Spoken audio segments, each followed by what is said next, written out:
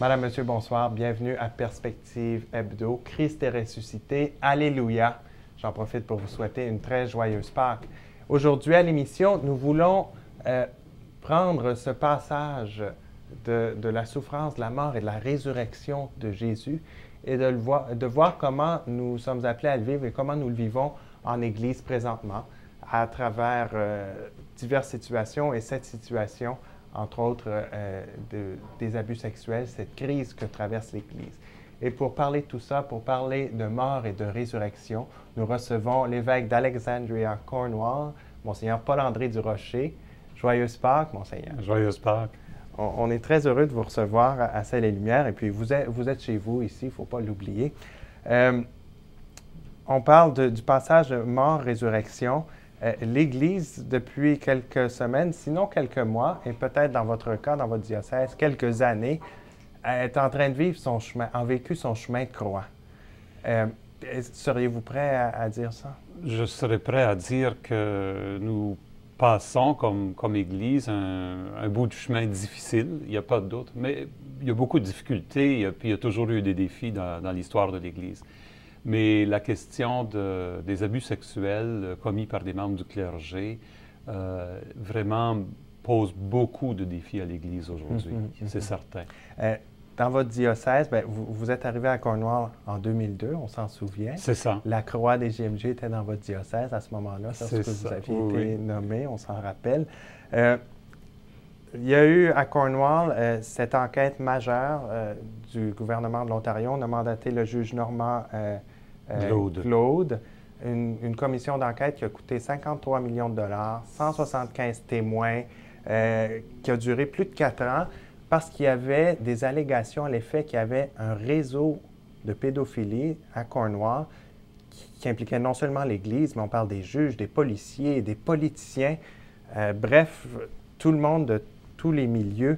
Et puis à la fin, qu'est-ce qu'on a découvert? Le rapport qui a été déposé le 15 décembre 2009, c'est que la majeure partie de tout ça, on ne pouvait rien prouver finalement.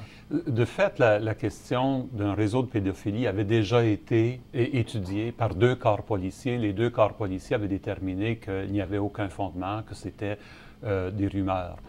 Mais comme il arrive souvent dans ces enquêtes-là, tous les faits n'ont pas été exposés et on pourrait dire que dans la population générale demeurait beaucoup d'inquiétudes, beaucoup de questions. Et comme tout ça à Cornwall, ça impliquait plusieurs institutions. Évidemment, il y avait le diocèse qui était concerné, mais pas seulement le diocèse, les corps policiers eux-mêmes, la Société de l'aide à l'enfance, l'Office de probation, les conseils scolaires. Alors, le gouvernement a décidé de faire la lumière sur toute la situation. Cette enquête a duré au-delà de 3 ans. Et en fin de compte, l'enquête a déterminé que la police avait bien fait son travail face à la question d'un réseau de pédophilie. Donc ça nous a libérés, je pense, dans la région de cette inquiétude. Nous avons en même temps, il faut admettre, il y a eu des cas individuels d'abus sexuels de mineurs. Dans ce sens-là, Cornwall n'est pas différent des autres municipalités à la grandeur du monde, à la grandeur du pays, certainement. On a fait la lumière chez nous. Je crois que toutes les communautés peuvent apprendre à partir de ce que nous avons vécu à Cornwall. Est-ce que l'Église catholique, votre diocèse, a été davantage mise à l'index que les autres groupes, que ce soit juges, policiers, politiciens? Non, de fait, dans comment je pourrais dire, les conclusions du commissaire, une des conclusions, c'est que le diocèse, bon, quand on dit le diocèse, ce sont des évêques. Les évêques étaient un peu à l'image de la société qui les entourait à l'époque. On traitait de ces questions-là secrètement, discrètement, il y en a qui diraient. On cherchait à ne pas créer de scandale. C'était pas juste l'Église qui était comme ça. Toutes les institutions agissaient de cette façon-là. Ça correspond à une époque. C'est ça. Et on reconnaît qu'à partir de 1985-1990, toutes les institutions ont commencé à prendre conscience de de la question, dans ce sens, on a commencé à reconnaître d'abord l'impact horrible que ça a sur la vie des victimes, et deuxièmement, le fait qu'un vrai pédophile n'est pas quelqu'un qui peut tout simplement dire « je m'excuse, je ne recommencerai pas ». Il y a un défaut fondamental dans la personnalité de la personne. Tout ça a fait que les institutions, l'Église y inclus, ont commencé à revoir leur mode de fonctionnement, leur façon de gérer. Toutes les institutions, moi, ça a été comme ma prise de conscience. Au début des 90, on commençait à mettre sur pied des nouveaux protocoles et le commissaire a reconnu que la plupart des institutions aujourd'hui, y inclus le diocèse d'Alexandria-Cornwall, ont en place de très bons protocoles.